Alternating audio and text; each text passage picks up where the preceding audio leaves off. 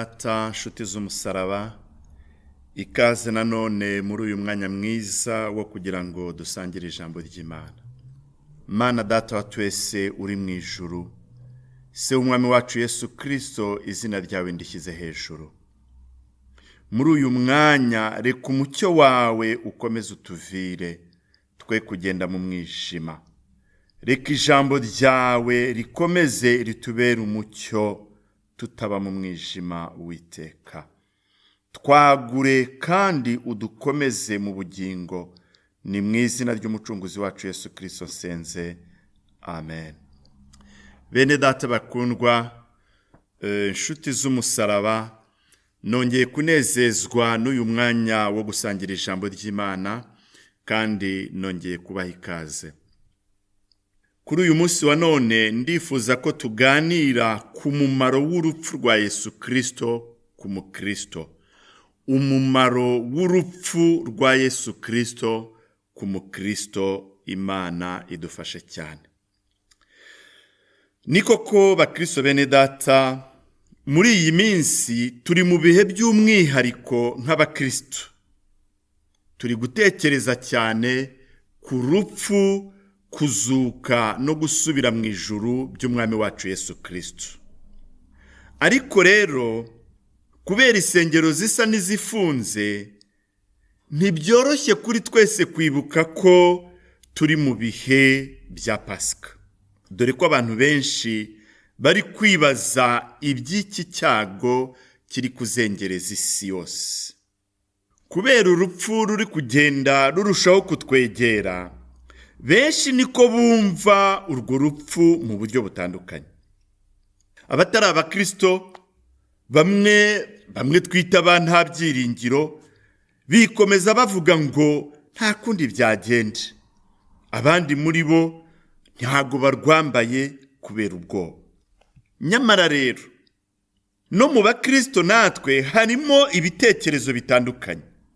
Ariko abakristo b'umutima, abakristo nyabakristo, bazi neza ko turi mu bihe bitari ibyo gukina, kuko byahanuwe kuva kera. Rero ni ibihe byo kwezwa, ni ibihe byo kurushaho kwitegura, ni ibihe umukristo akwiye kurushaho kuba maso, kuko igare rishobora kuza. No mu bakristo rero, ikindi cyiciro kimwe, bamwe b'abanyantege nke bakavuga ngo niko byahoze, mwikabya, ndetse bakagerekaho n'ibindi ngo ejo muzaba mureba ibyo bavuga ko ari amagambo kandi ari abakirisitu.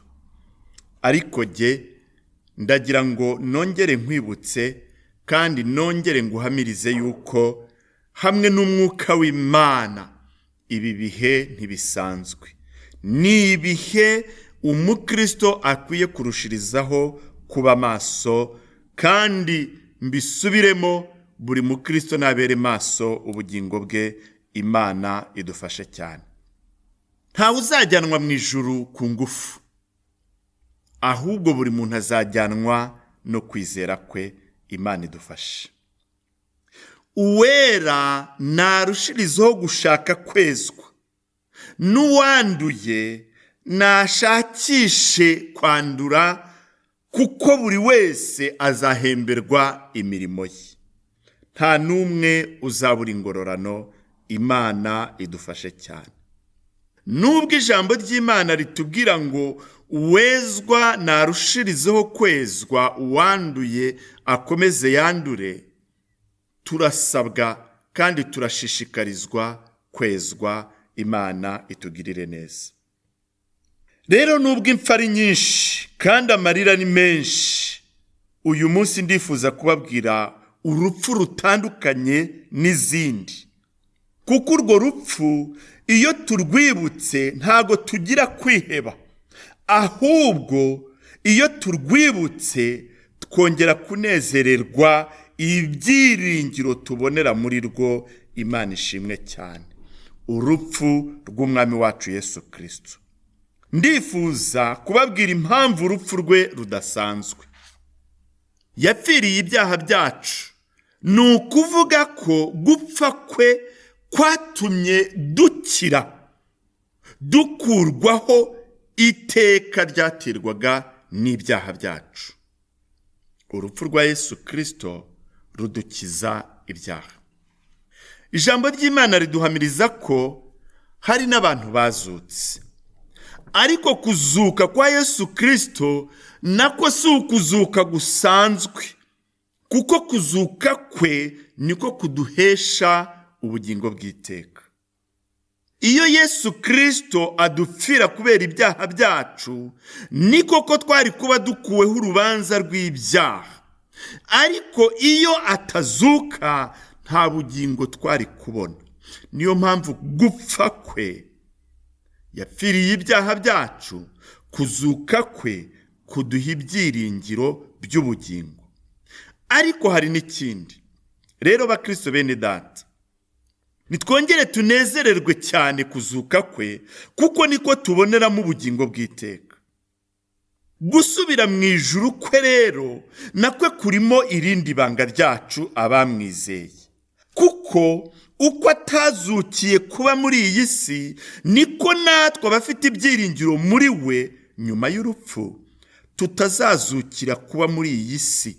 Kuko muri iyi si harimo imibabaro, harimo ibyaha, harimo amakuba n'ingaruka z'ibyaha.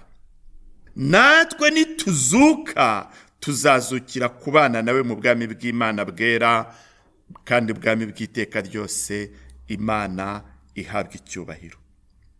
Gusubira mu ijuru k'umwami wacu Yesu Kristo rero ni igihamya cy'uko aho yagiye kudutegurira nk'uko yagiye abivuze ariho azava, kandi azaba aje kutujyana. Mbisubiyemo gato, kuva isi yaremwa impfu zabayeho, ariko urupfu rwa Yesu Kristo, kuzuka kwe no gusubira mu ijuru kwe hari impamvu bizavugwa ibihe byose. Imana ishimwe cyane. Duhereye ku mibabaro ya Yesu Kristo, urupfu rwe no guhambwa kwe, tubona neza ko abahanuzi bari barabihanuye imyaka amagana mbere y'uko aza mu isi. Dusomye muri Yesaya ibice 53, mwe nimubona igihe muzasome neza icyo gice, ariko tubaye dufite igihe twasoma guhera ku murongo wa 3 kugera ku wa 12. Yarasuzugurwaga akangwa n'abantu. Uwo ni Yesu Kristo. Yari umunyamibabaro wamenyereye intimba. Uwo Yesaya ari kubihanura bitaraba. Yasuzugurwaga nk'umuntu abandi bima amaso, natwe ntitumwubahe. Nukuri intimba zacu nizo yishyizeho, imibabaro yacu niyo yikoreye. Ariko twebweho twamutekereje nk'uwakubiswe n'Imana agacumitwa nayo, agahetamishwa n'imibabaro. Nyamara ibicumuro byacu nibyo yacumitiwe. Yashenjaguriwe gukiranirwa kwacu. Igihano kiduhesha amahoro cyari kuri we, kandi imibyimba ye niyadukirisha. Twese twayobye nk'intama zizimiye, twese twabaye intatane. Uwiteka mushyiraho gukiranirwa kwacu twese. Imana idufashe cyane. Yararenganye ariko yicisha bugufi. Ntiyabumbura akanwa ke amera nk'umwana w'intama bajyana kubaga, cyangwa nk'uko intama icecekera imbere y'abayikemura, niko atabumbuye akanwa ke. Guhemurwa no gucirwaho iteka nibyo byamukujeho. Mu b'igihe cye ninde witayeho ko yakuwe mu isi y'abazima, akaba yarakubitiwe ibicumuro by'ubwoko bwe? Bategetse ko abambanwa n'abanyabyaha. Yari kumwe n'umutunzi w'urupfu rwe, nubwo atagiraga urugomo kandi ntagire uburyarya mu kanwa ke. Ariko Uwiteka yashimye kumushenjagura, yaramubabaje. Ubwo ubugingo bwe buzitambaho, azabona ibituruka mu bise by'ubugingo bwe bimwishimishe bimuhaze. Umugaragu wanjye ukiranuka azatuma benshi baheshwa gukiranuka no kumenya, kandi azishyiraho gukiranirwa kwabo. Nicyo gituma nzamugabanya umugabane n'abakomeye, azagabana iminyago n'abanyamaboko, kuko yasutse ubugingo bwe akageza ku gupfa, akabaranwa n'abagome, ariko ubwe yishyizeho ibyaha bya benshi kandi asabira abagome. Imana idufashe cyane. Aya magambo yose ni amagambo Yesaya yahanuye avuga ibizaba kuri Yesu. Yaba na Zakariya ibice 2 umurongo wa 10, naho nimubona igihe muhasome. Aravuga ngo, kandi nzasuka ku nzu ya Dawidi no ku baturage b'i Yerusalemu umutima w'imbabazi n'uwo kwinginga.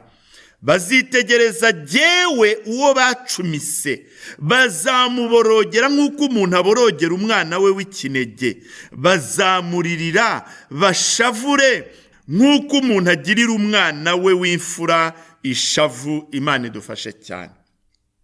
Amagambo abahanuzi bari barahanuye yose kuri Yesu ntago nayasubiramo, ntago twabona igihe.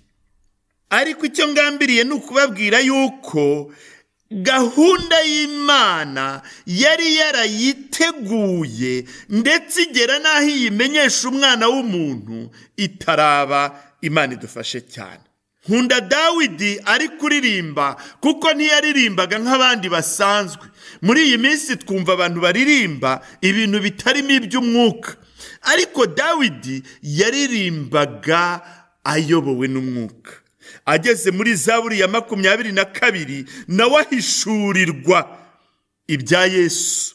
Niho yavuze ngo, Mana yanjye, ni iki kikundekesheje ukaba kure ntuntabare, kure y'amagambo yo kuniha kwanjye. Dusimbutse tukagera ku murongo wa 17, ndabibutsa gatoya kuko ntago amagambo yose nayavuga, ngo kuko imbwa zingose umutwe w'abanyabyaha untaye hagati, bantoboye ibiganza n'ibirenge, ibyo murabizi. Mbasha kubabara amagufa yanjye yose, bandeba bankanuriye amaso, bagabana imyenda yanjye, bafindira umwambaro wanjye. Imana idufashe cyane. Ndetse nimugera muri Zaburi ya 69, ndifuza gusoma umurongo wa 21 n'uwa 22, ariko mufite igihe mwasoma imirongo myinshi. Aravuga ngo, ibitutsi byamenaguye umutima, ndarwaye cyane. Nashatse uwangirira imbabazi, ariko ntihaboneka n'umwe. Nashatse abo kumana umubabaro, ndababura. Kandi bampaye indurwe kuba ibyo kurya byanjye. Ngize inyota, bampa umushari wa vino. Imana idufashe cyane.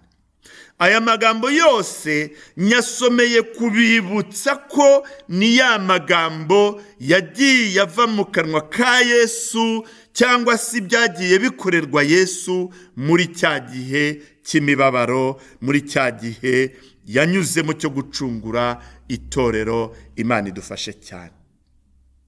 Guhanura ni kimwe, ariko abakuze bazi neza ko iyo ubuhanuzi busohoye aribwo abantu bemera yuko iby'Imana yari yaravuze yari yarahishuye ibyari bihishwe. Imana idufashe cyane. Kandi mwibuke neza yuko Yesu Kristo ndi kuvugaho ni umwami w'abami, intare yo mu muryango wa Dawidi. Ni umutambyi mukuru, kuko igitambo cyagombaga kutagira inenge, kandi bakamena amaraso yacyo. Yesu Kristo we ni umutambyi wemeye no kwemera yuko amaraso ye ameneka ku musaraba. Kandi ikindi, ni umuhanuzi. Umwanditsi w'Abaheburayo byambera byiza nsomye amagambo yivugiye mu Abaheburayo igice cya mbere umurongo wa mbere kugera ku wa 4. Aragira ati: kera Imana yavuganiye na ba sogokuruza mu kanwa k'abahanuzi mu bihe byinshi no mu buryo bwinshi. Naho muri iyi minsi y'imperuka yavuganiye natwe mu kanwa k'umwana wayo, uwo yashyiriyeho kuba umuragwa wa byose, ari we yaremesheje isi.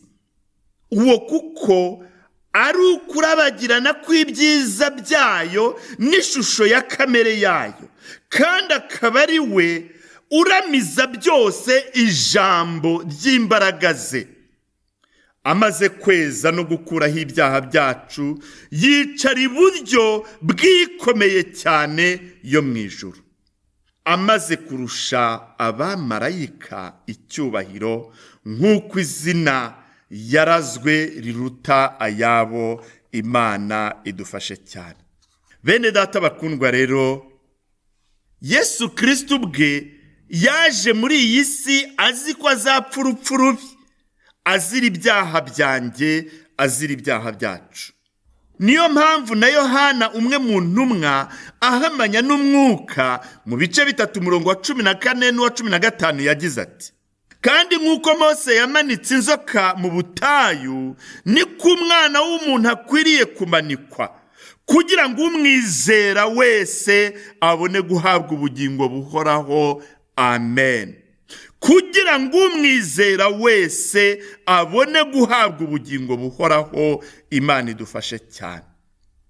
Nasoma amagambo menshi, ariko Yesu ubwe nawe yarihamirije avuga iby'imibabaro ye, atari uko abahanuzi babivuze gusa, ahubwo nawe ahamya yuko yaje azi neza yuko azababarizwa itorero kugira ngo aricungure. Yohana ibice 10 umurongo wa 11 aragira ati: nijye mwungeri mwiza, umwungeri mwiza apfira intama ze. Amen. Nk'uko data amenya nanjye nkamumenya, kandi mfira intama zanjye. Igituma data nkunda, umurongo wa 17, nuko ntanga ubugingo bwanjye ngo mbusubirane. Nta ubunyaka, ahubwo mbutanga ku bushake bwanjye. Imana ishimwe cyane. Kujya ku musaraba kwa Yesu si uko bamurushije imbaraga, ahubwo nuko we yabishatse. Shobora kubutanga ubugingo bwanjye, kandi shobora kubusubirana. Haleluya. Kuko iryo ari ryo tegeko nategetswe na data. Imana ihabwa icyubahiro. Yohana ageze mu bice 15 umurongo wa 13 aravuga ati: ntawe ufite urukundo ruruta rw'umuntu upfira inshuti ze. Imana ihabwa icyubahiro. Yesu Kristo yaje afite mission agomba kuzuza, kandi Imana ishimwe kuko yarayujuje, yaradupfiriye, yaraducunguye. Imana ishimwe cyane. Muzasome muri Mariko ibice 8 umurongo wa 31, ibice 10 umurongo wa 32 kujya kwa 34, no muri Matayo ibice 17 umurongo wa 22 n'uwa 23. Mpamvu ki urupfu rwa Yesu Kristo rudashobora kwibagirana? Ni mpamvu ki? Urupfu rwa Yesu Kristo ntirushobora kwibagirana kuko yapfiriye ku musaraba mu cyimbo cyacu, abari mu isi bose kandi bibihe byose. Matayo ibice 20 umurongo wa 28 agira ati: nk'uko umwana w'umuntu ataje gukorerwa, ahubwo yaje gukorera abandi no gutangira ubugingo bwe kuba inshungu ya benshi. Imana idufashe cyane. Urupfu rwa Yesu Kristo ntirushobora kwibagirana kuko yarupfuye kugira ngo abari mu isi bose kandi bibihe byose bashobore kubabarirwa ibyaha.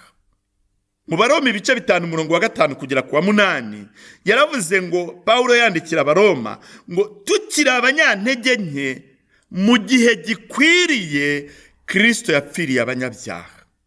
birakomeye kugira ngo umuntu apfire umukiranutsi, birakomeye gupfira umukiranutsi, nkaswe gupfira umunyabyaha nk'uko Yesu yampfiriye. Icyakora ahari byashoboka ko umuntu yatinyuka gupfira umunyangeso nziza, ahari byashoboka, ariko Imana yerekanye urukundo rwayo idukunda ubwo Kristo yadupfiraga tukiri abanyabyaha. Imana ishimwe cyane. Bene data, Kristo yadupfiriye tukiri abanyabyaha, tukiri babi, ariko agambiriye ko tuba beza. Niyo mpamvu mbararikira gusoma mu rwandiko rwa mbere rwa Petero ibice bibiri, urwandiko rwa mbere rwa Petero ibice bibiri umurongo wa 24 aragira ati: ubwe yikoreye ibyaha byacu mu mubiri we, abibambanwa ku giti, kugira ngo dupfe ku byaha, duhere ko tubeho ku gukiranuka. Imibyimba ye niyo yabakijije. Imana ishimwe cyane.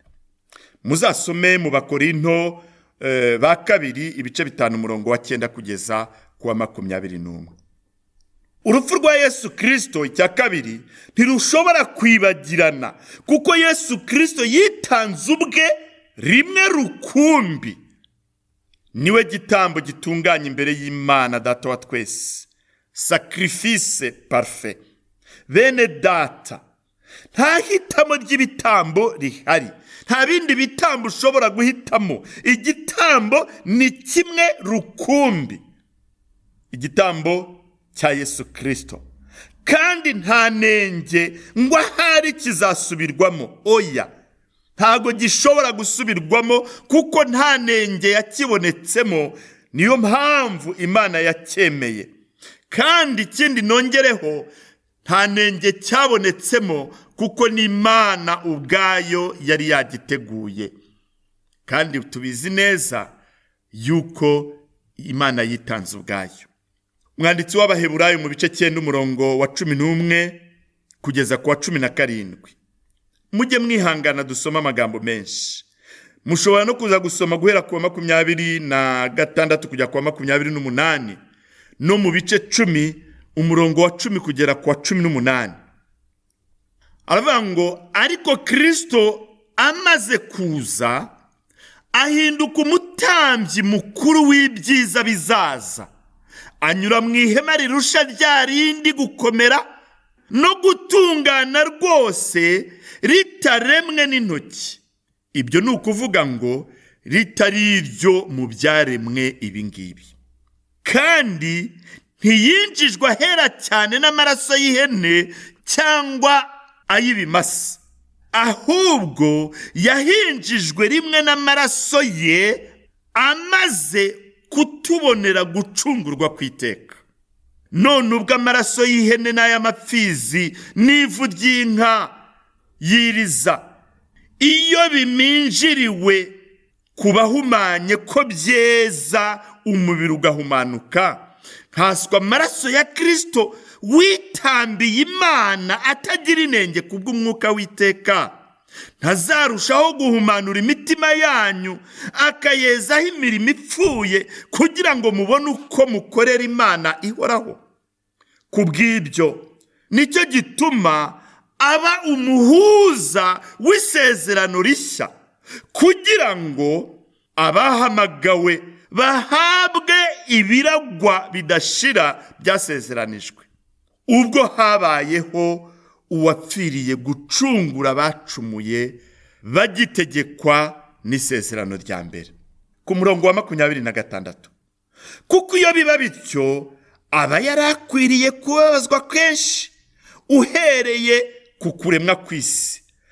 Ahubwo none abonetse rimwe gusa ku mperuka y'ibihe, kugira ngo akuzeho ibyaha kwitamba. Kandi nk'uko abantu bagenewe gupfa rimwe, hanyuma yaho hakaza urubanza, niko na Kristo amaze gutambwa rimwe ngo yishyireho ibyaha bya benshi, azaboneka ubwa kabiri atazanwe no kwitambira ibyaha, abonekerere abamutegereza kubazanira agakiza. Imana ishimwe cyane. Nasoma amagambo menshi ariko muzasome mu Baheburayo ibice 10 murongo wa 10 kugera kwa 18, muri Yohana wa mbere ibice 2 umurongo wa mbere kugera kwa 2, no mu bice 4 umurongo wa 10. Ariko Yohana igice cya mbere umurongo wa 29 aragira ati, bukeye bwaho abona Yesu aza aho ari. Uwo ni Yohana umubatiza. Aravuga ati, nguyu umwana w'intama w'Imana ukuraho ibyaha by'abari mu isi. Imana idufashe cyane. Bakundwa bene data, nimureke twongere dufate ibihe byo kwiherera no gutekereza ku rupfu rw'umwami wacu Yesu Kristo, imibabaro yanyuzemo. Twongere tunezezwe nuko yazukiye kugira ngo tubone ubugingo, kandi twongere tunezezwe nuko yasubiye mu ijuru. Uyu munsi yicaye iburyo bw'Imana, ari byo biduhesha ibyiringiro yuko turabaraganwa nawe, natwe tuzicara mu bwami bw'Imana, mu bwiza bw'Imana. Imana ihabwa icyubahiro. Ikindi kintu cya gatatu, urupfu rwa Yesu Kristo ntirushobora kwibagirana, kuko Yesu Kristo yapfiriye ku musaraba. Yemerwa n'Imana ko ari we gitambo gitunganye, maze bimuhesha kuba impongano y'ibyaha by'abari mu isi bose. Kubera yabaye igitambo kizima cyera gitunganye imbere y'Imana, byamuhesheje kuba impongano y'ibyaha by'abari mu isi bose. Imana idufashe cyane. Iki kintu nitujye duhora tukibuka bene data. Nta maraso ya Yesu Kristo nta no kubabarirwa ibyaha gushobora kubaho, kuko ubu ngubu ntabwo bigishoboka ko dushobora kujya gushaka amaraso y'inyamaswa ngo abe yadukiza ibyaha. Ibyo ntibigishoboka. Niyo mpamvu uyu munsi mu isezerano rishya turimo, haleluya, amaraso y'umwami wacu Yesu Kristo niyo yonyine abasha kudukuraho ibyaha. Rero yapfiriye ibyaha byacu byose. Ntabwo yapfiriye ibyaha bimwe, yapfiriye ibyaha byacu byose. Ari byo kuvuga ngo yadukuyeho ingaruka z'ibyaha byacu, kuko ibyaha byo twarabikoze kandi n'uyu munsi tujya tubigwamo. Ariko ibyo byaha byacu byose yaremeye, abishyira ku bitugu bye, abijyana ku musaraba. Nibyo byamutsikamiye kuri uriya musaraba. Imana idufashe cyane. Niyo mpamvu Pawulo yandikiye Abefeso igice cya mbere avuga ku murongo wa 7 agira ati, niwe waduhesheje gucungurwa kubw'amaraso ye, haleluya, ariko kubabarirwa ibicumuro byacu nk'uko ubutunzi bw'ubuntu bwayo buri. Imana idufashe. Ubutunzi bw'ubuntu bw'Imana ni bwinshi, bwatumye mbabarirwa ibicumuro byanjye. Imana ishimwe. Pawulo arongera abwira Abakolosayi igice cya mbere umurongo wa 14, aravuga ati, niwe waducunguje amaraso ye ngo tubone kubabarirwa ibyaha. Yaducunguje amaraso ye kugira ngo tubone kubabarirwa ibyaha byacu. Imana idufashe cyane. Urwandiko rwa mbere rwa Yohana igice cya mbere umurongo wa 7 aragira ati, ariko rero iyo tugendeye mu mucyo nk'uko nayo iri mu mucyo, tuba dufatanije ubwacu, kandi amaraso ya Yesu umwana wayo atwezaho ibyaha byose. Imana ishimwe bene data. Twari dufite ububi ndengakamere. Abantu benshi bajya batanga ubuhamya bakagerageza kwerekana yuko bo bari beza. Ntacyo byamara, nta n'icyo byari kukumarira. ariko niba wumva wari umwe nk'uko Pawulo yavuze ati jyewe mu banyabyaha ndumva ari jye wajya ku murongo w'imbere, nyamara ntabwo ari uko ari we wari kujya ku murongo w'imbere, ni uko yabonaga yuko nta mpamvu yindi yari gushyira imbere yatuma adacirwaho iteka. Nanjye rero nkwibutse mwene data, twari babi, ububi bwacu bwari indengakamere. Niyo mpamvu ngiye kubasomera amagambo ari muri Tito ibice 2 umurongo wa 11, wa 13 n'uwa 14. Aragira ati, kuko ubuntu bw'Imana buzanira abantu bose agakiza bwabonetse, dutegereje ibyiringiro by'umugisha, ari byo kuzaboneka k'ubwiza bwa Yesu Kristo, ari we Mana yacu ikomeye n'umukiza, watwitangiriye kugira ngo aducungure mu bugome bwose. Yatwitangiriye kugira ngo aducungure mu bugome bwose, kandi yuhagirire abantu kugira ngo babe ubwoko bwe bwite, bugira ishyaka ry'imirimo myiza. Imana idufashe cyane. Ari abakiriye Yesu Kristo nk'umwami n'umukiza w'ubugingo bwabo, ni ukuvuga twebwe twemeye urupfu rwe ko rwatewe n'ibyaha byacu, hamwe n'abandi baba bataramwemera. Iyi ni impamvu nyamukuru yuko twese dukwiriye kumushaka no kumwegera, kuko niwe wenyine ushobora kudukuraho urubanza rw'ibyaha byacu. Imana ishimwe cyane, kandi ndasenga mu mutima kugira ngo iri rikubere ihishurirwa ridasanzwe, kuko niryo rikwinjiza mu bwami bw'Imana. Ngiye kubabwira umumaro w'urupfu rwa Yesu Kristo. Bwa mbere, urupfu rwa Yesu Kristo, abamwemeye nk'umwami n'umucunguzi w'ubugingo bwacu, rwadukuye mu ngeso twari twaratojwe na ba sogokuruza bacu. Bene data, mu moko yose yo mu isi, aho agakiza katarinjira, baba bafite imihango ijyanye n'imbaraga z'umwijima. Mumenye yuko byanga bikunda, ahadakorera imbaraga z'umucyo haba hakorera imbaraga z'umwijima, imbaraga z'ibigirwamana.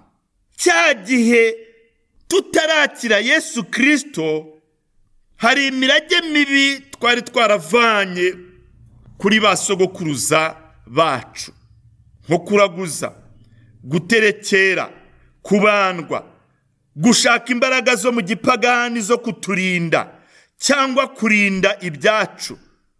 Navuga n'ibindi mujya mwumva ngo gukazanura, n'ibindi byinshi ijambo ry'Imana ritemera. Umuco warabyemeraga, ariko tumaze kumurikirwa n'ijambo ry'Imana, ijambo ry'Imana rirayungurura. Aho ijambo ry'Imana rigeze, rirayungurura rigatandukanya iby'umuco uri mu mwijima bikabuvanamo, hagasigara ibyubaka ubugingo. Niyo mpamvu hari ibyo twakoraga, hari ibyo twizeraga, hari ibyo twari dutsimbarayeho, uyu munsi twabiretse kuko ari ibyo mu mwijima, ahubwo dufata ibyubaka ubugingo. Imana ishimwe cyane. Iyi mico rero twari twaravanye kwa basogokuruza, Yesu Kristo yayidukujeho urupfu rwe, ni ukuvuga amaraso ye. Muri iyi minsi heza imvugo ivuga ngo deliverance, ariyo benshi bakoresha ngo akarande, ariko jyewe si muri ubwo buryo nkoresha iryo jambo. Mu buryo bwumvikana, ni ugukura umuntu mu ngoyi. Ntagiye rero mu magambo menshi, ntimugwe mu buyobe bene data. Tukiri kwa Satani twari turi mu ngoyi, ariko twabohowe n'amaraso ya Yesu Kristo. Imana idufashe cyane. Nta kindi kidukura mu ngoyi atari ukwizera ko amaraso Yesu Kristo yamennye ku musaraba yayamennye ku bw'ibyaha byacu, kandi kwemera ko yayamennye ku bw'ibyaha byacu bidukuraho n'umuvumo uzanwa n'ibyo byaha. Imana idufashe cyane. Umuririmbyi mu gitabo cy'indirimbo zo gushimisha Imana, indirimbo ya 90, yaravuze ngo nari kure y'Imana mu ngoyi, nari kure y'Imana mu mwijima, ntazi ko naboshywe. Hari benshi batazi yuko ari imbohe kwa Satani, ariko araririmba ngo mbohorwa n'amaraso ya Yesu ngeze igorogota. Birasaba yuko ugera igorogota ukuburira amaso yawe ku musaraba, maze nka wa musirikare ibitonyanga by'amaraso ya Yesu Kristo bikagutonyangaho. Haleluya! Maze ukava mu ngoyi. Nibwo uzaterura indirimbo uvuga uti shimwa Gorogota, shimwa Gorogota, kuko ibyaha byanjye mbikuweho. Imana ishimwe cyane. Muzi amagambo yaririmbye yose ntago nayavuga, ariko umuririmbyi kuko yaranezerewe yaravuze ngo Yesu niwe wankuye mu mbohe. Yesu yahaniwe abanyabyaha, kandi iri rimwe gusa igorogota. Imana ishimwe cyane. Uyu muririmbyi ntabwo yatanze ubuhamya bw'abakristo, ahubwo yatanze ubuhamya bwe nk'umukristo umaze kwemera Kristo. Murabizi neza ko hari abantu benshi bajya batanga ubuhamya bw'abandi bantu kuko bumvise, kuko babibonye. Hari n'ikindi kibazo dufite binteye kwibuka, kugira ngo wumvishe abantu ko Imana yakoze ibikomeye, wajya kuvuga ubuhamya ukabwongera cyane. Imana ibitubabarire bene data, kuko nuvuga uko Imana yabikoze utongeyeho, Imana izashyirwa hejuru. Ariko nushaka kubyongera kugira ngo wereke abantu ko Imana yakoze ibikomeye, ntabwo Imana iziyubahishiriza muri ubwo buhamya, kuko nubwo waremye. Imana ibigufashemo, Imana ibifashemo, twe kujya twongera ubuhamya bwacu. Icyo nacyo tukimenye, kandi Imana idufashe. Yesu yarambohoye. Amen. Ubwo ni ubuhamya bw'umutima wanjye. Jyewe ndiyizi, kandi uyu munsi ndihamiriza Yesu yarambohoye. Imana ishimwe cyane. Ijambo ry'Imana riratubwira muri Petero wa mbere, urwandiko rwa mbere, umurongo wa 18 kugera ku wa 21, kuko muzi yuko ibyo mwacungujwe ngo muve mu ngeso zanyu zitagira umumaro mwatojwe na ba sogokuruza banyu, atari ibyangirika nk'ifeza cyangwa izahabu, ahubwo mwacungujwe amaraso y'igiciro cyinshi, nk'ay'umwana w'intama utagira inenge cyangwa ibara, ariyo ya Kristo, wamenwe n'Imana kera isi itararemwa, ariko akerekanwa ku mperuka y'ibihe ku bwanyu. Abo yahaye kwizera Imana yamuzuye ikamuha icyubahiro, kugira ngo kwizera kwanyu muce umurongo, kugira ngo kwizera kwanyu n'ibyiringiro byanyu bibe ku Mana. Amen. Amen. Ibyiringiro byacu biri ku Mana, ariko biciye muri Kristo Yesu, kuko niwe wakoze igikorwa. Imana ishimwe cyane. Nyiri ahangaha ndahamya ko hari abantu benshi bitwa abakristo ariko bari imbohe kwa Satani. Mureke mbabwire impamvu mbibabwira. Hari benshi bakigendera mu gihango ya gipagani, nyamara bakitwa ko ari abakristo. Hari benshi bakijya gushaka imbaraga zo mu mwijima, nyamara bakitwa ko ari abakristo. Ni ukuvuga ko bakiri mu mwijima, baracyaboheye kwa Satani. Hari n'abandi rero benshi mu minsi ya none bafata imikufe myiza, ukabona umuntu w'umugabo yambaye umukufe ukagira ngo ni uw'umurimbo, ariko yarawujyanye mu isi y'umwijima kugira ngo bashyiremo imbaraga z'umwijima. Abandi bakambara impeta ukagira ngo ni impeta zisanzwe, nyamara ari impeta bacishije mu isi y'umwijima kugira ngo babone imbaraga mu maboko yabo. Mube maso bene data. Ni benshi mu badamu bambara ingisha cyangwa imidari, ariko byaranyuze mu isi y'umwijima. Mubwiza abantu kuri. Niyo mpamvu kugira ngo tutazagwa no muri uwo mutego, abenshi ibyo ngibyo twarabyiyambuye, twarabiretse kugira ngo tutaba urujijo. Ugasanga umuntu w'umugabo yambaye impeta 4-5, uribaza uti zavuye he, zikora iki? Ugasanga umuntu w'umugabo w'umupasiteri yambaye imikufe mu ijosi, ukibaza ese bite? Ndetse no ku maboko. Ntimukangwe n'abavuga Imana, bose siko bakorera Imana. Imana idufashe cyane. Rero mwebwe mugifite ibyo kwa Satani, nubwo babita abakristo ariko ntimuri abakristo, ahubwo kuvuga ukuri muri abashitani, muri abasatani. Icyababera cyiza nuko mwasezera n'ibyo kwa Satani mukabisubiza Satani, mukimuka mukajya mu bwami bwa Yesu Kristo. Imana idufashe cyane. Ikintu cya kabiri, urupfu rwa Yesu Kristo rudukiza uburakari bukiranuka bw'Imana. Naciye umurongo kuri iri jambo ngo uburakari bukiranuka bw'Imana. Paulo yandikiye Abaroma igice cya mbere umurongo wa 18 kujya ku wa 23 agira ati, umujinya w'Imana uhishurwa uva mu ijuru, ubyukijwe n'ubugome no gukiranirwa by'abantu byose, bashikamiza ukuri gukiranirwa kwabo. Bafata ibyaha byabo bagafata gukiranirwa kwabo, bakagutsikamiza ukuri, bagatwikira ukuri. Kuko bigaragara ko bazi Imana, Imana ikaba ari ubwayo yabahishuriye ubwo bwenge. Kuko ibitaboneka byayo ari byo bubasha bwayo buhoraho n'ubumana bwayo, bigaragaza neza uhereye ku kuremwa kw'isi, bigaragazwa n'ibyo yaremye kugira ngo batagira icyo kwireguza. Ariko umurongo uteye ubwoba, umurongo wa 21, kuko ubwo bamenye Imana batayubahirije nk'Imana, habe no kuyishima, ahubwo bahinduka abibwira ibitagira umumaro, maze imitima yabo y'ibirimarima icura umwijima. Biyise abanyabwenge bahinduka abapfu, maze ubwiza bw'Imana idapfa bibahindura ibishushanyo by'abantu bapfa, n'iby'ibiguruka, n'iby'ibigenza amaguru ane, n'iby'ibikururuka. Imana idufashe cyane. Bene data, Yesu Kristo niwe wenyine wahawe ubutware n'ubushobozi bwo kudukiza uburakari bukiranuka bw'Imana.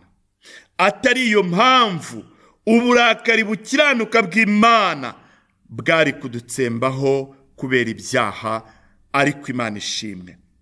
Paulo yandikira Abaroma nanone mu gice cya 5 umurongo wa 9 yagize ati, nkaswe none ubwo tumaze gutsindishirizwa n'amaraso ye, ntituzarushaho gukizwa umujinya w'Imana nawe. Imana ishimwe.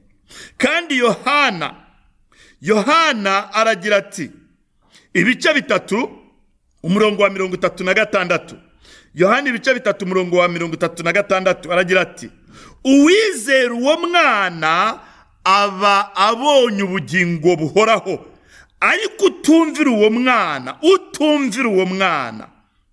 ntazabona ubugingo, ahubwo umujinya w'Imana uguma kuri we. Imana idutabare cyane. Munyemerere nihute kuko igihe kirihuse. Urupfu rwa Yesu Kristo rudukuraho imivumo, kandi kuba ari muri Kristo Yesu rukayihindura ubusa. Urupfu rwa Yesu Kristo rudukuraho imivumo, kandi kuba ari muri Kristo Yesu rukayihindura ubusa. Paulo yandikiye Abagalatiya ibice 3 umurongo wa 13 agira ati, Kristo yaducunguriye kugira ngo dukizwe umuvumo w'amategeko, ahindutse ikivume ku bwacu. Imana idufashe cyane. Muze gufata igihe musome mu Befeso ibice 2 umurongo wa 8 n'uwa 9. Amagambo meza kandi aduhamiriza imbaraga n'umumaro w'urupfu rw'umwami wacu Yesu Kristo. Ntabwo yose nasoma Bibiliya yose, ariko bene data, Yesu Kristo azi neza ko abapagani bashakisha ibibarinda mu bapagani. Azi neza yuko abapagani bashaka imbaraga zibarinda mu bapagani. Niyo mpamvu baraguriza abana babo, niyo mpamvu baraguriza cyangwa se bashaka imbaraga zo mu butunzi bwabo. Ibyo Yesu Kristo arabizi. Ntabwo rero yari kuba amaze kutuvana mu isi y'umwijima atugejeje mu isi y'umwuka, mu isi y'ubwiza, ngo aturekeraho. Ntabwo byari gushoboka. Niyo mpamvu aho yatwimuriye abamwemeye, aho yadutuje, nawe atwitaho, akaduha imbaraga zo kuturinda, kandi akaduha n'umugisha mu byo dukora. Imana ishimwe cyane. Mumenye yuko umukristo wa Kristo atavumika. Umwana wavutse mu rugo rw'abapagani, iyo atarakizwa, ababyeyi bashobora kumuvuma umuvumo ukamukurikira, ukamubaho rwose. Ariko iyo ahishuriwe agakizwa, ya mivumo yose ihinduka ubusa. Icyo ni kimwe. Kandi niyo bakuvuma warakijijwe, imivumo yose bakuvuma ntigufataho, kuko utwikiriwe n'amaraso ya Kristo. Imana idufashe cyane. Aho ngaho mugombe muhamenye, urupfu rwa Yesu Kristo rwadukuyeho imivumo, kandi ruhindura ubusa ndetse niyo batuvuma. Imana ishimwe cyane. Umukristo rero afite ubwihisho mu maraso ya Kristo. Imana ishimwe cyane. Kugira ngo tubyumve, uzagerageze winjire mu cyumba nijoro hatabona. Icyo uzashaka uzagerageza kugishaka, ntabwo uzakibona, bizakugora. Ariko nucana gatoya uzahita ubona icyo wifuzaga gushaka, uzakibona. Ijambo ry'Imana ritubwira ngo iki? Ngo nimuba mu mucyo, umwijima uzahunga. Imbaraga z'umwijima bajya bazohereza kuri twe, ariko ntacyo zidukoraho, kuko turi mu mucyo, turi mu mbaraga z'umucyo. Imana ishimwe cyane. Nihuse, urupfu rwa Yesu Kristo rudukuraho kurimbuka. Bene data munyumva, ni koko twese tuzapfa, ariko hariho kurimbuka. Ntimubicire urunyeri, hariho kurimbuka. Inzira ni ebyiri. Hari abazapfa urupfu rubinjize mu kurimbuka nk'umugabane wabo, ariko abizera Yesu Kristo bakizera urupfu rwe ko rwazanwe no kugira ngo aducungure tubone ubugingo, urupfu ruzatubera urutwinjiza mu bugingo bw'iteka. Imana idufashe cyane.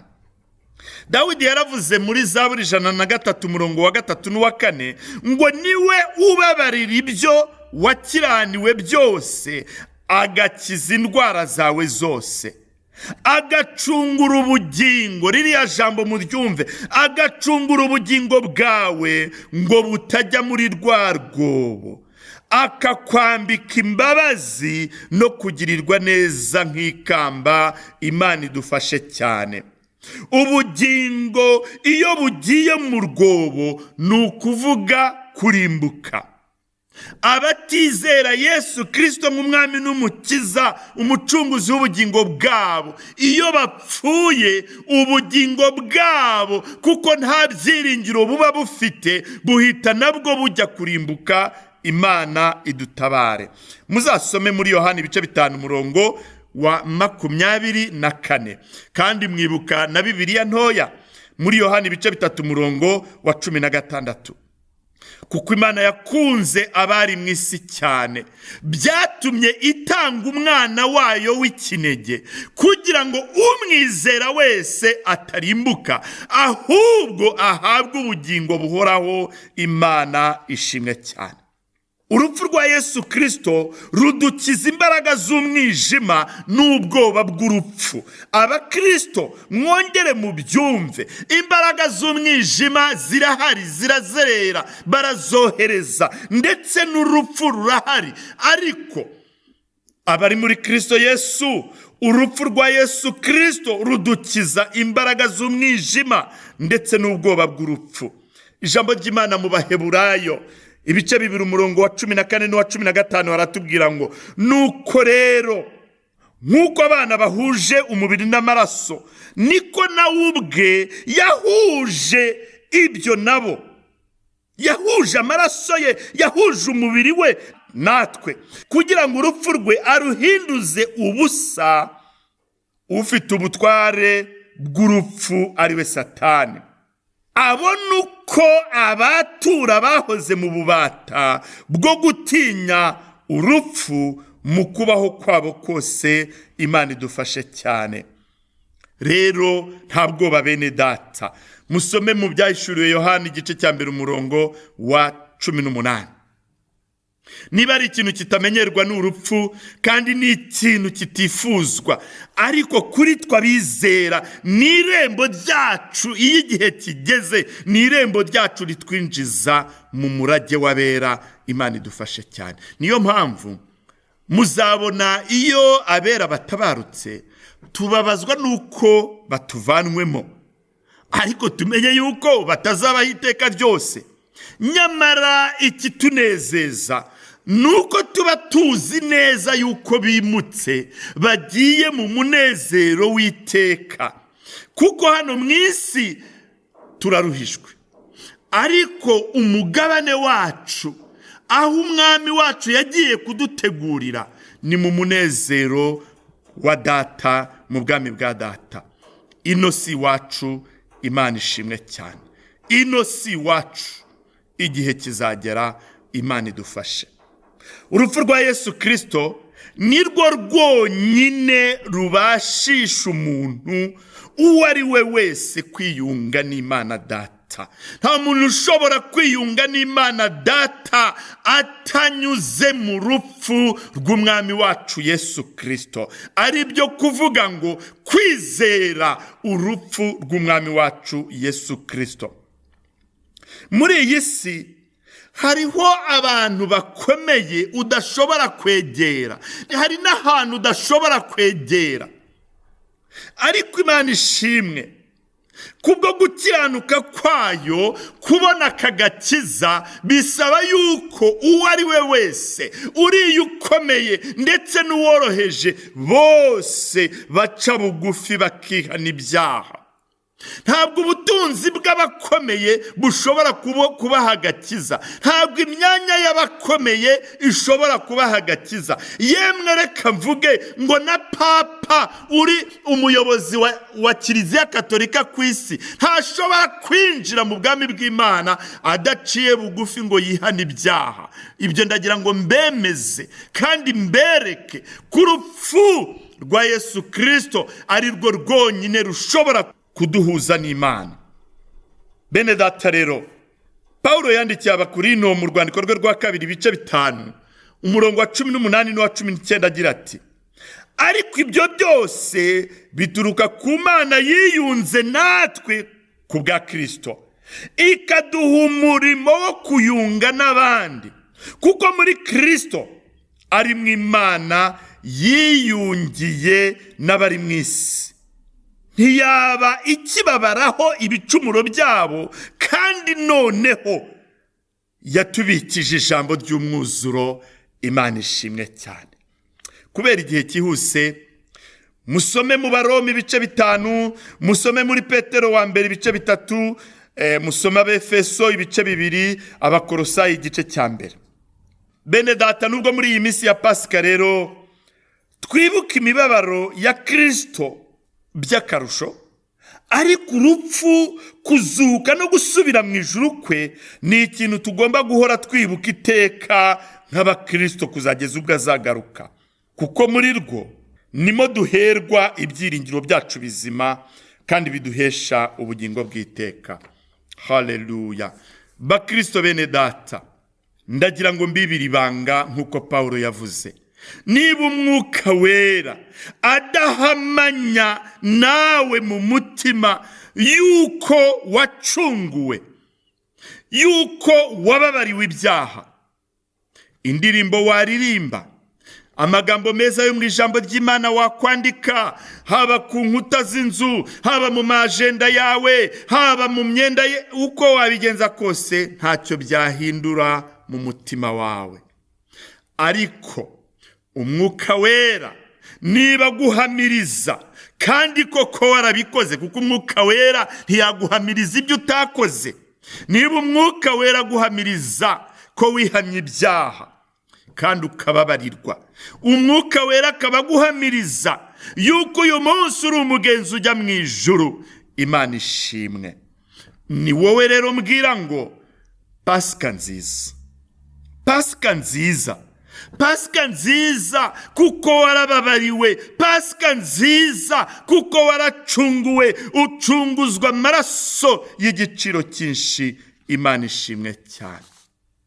Ndangije mbifuriza kandi niyifuriza ngo amaraso ya Kristo yongera tubonekeho, aboneke ku byacu byose, kugira ngo marayika kirimbuzi arengane, marayika kirimbuzi ntagere iwanyu, marayika kirimbuzi ntagere iwanjye, marayika kirimbuzi ntagere mu byacu, ntagere mu byacu. Haleluya! Amaraso ya Kristo akomeze kudutwikira. Mumaze kumva umumaro urupfu rw'umwami wacu Yesu Kristo rufite mu bugingo, mu buzima bw'umukristo, nimwongere mwisuzume kandi mushime umugambi w'Imana. Mwumvise yuko ntavuze Imana rukumbi nk'uko abantu bakunze kuvuga muri iyi minsi, ahubwo abenshi barashaka kutuyobya ngo dusenga Imana imwe, ngo twizere Imana imwe. Njyewe Imana nizera ni Imana se w'umwami wacu Yesu Kristo, niyo senga, niyo nizera, kuko niyo yashyizeho umugambi wo kunshungura. Imana ishimwe cyane. Imana umuremyi w'ijuru n'isi, yo yonyine niyo Mana. Imana ibane n'abo yicungurije amaraso y'umwana wayo Yesu Kristo, kandi niwe mucunguzi wacu. Imana ishimwe. Mugire ibihe bya Pasika byiza, mugire umunezero w'abana b'Imana, kandi ubuntu n'amahoro biva ku Mana bitwarire mu mitima yacu. Uwiteka duhana umugisha, naho ubutaha. Amen, amen.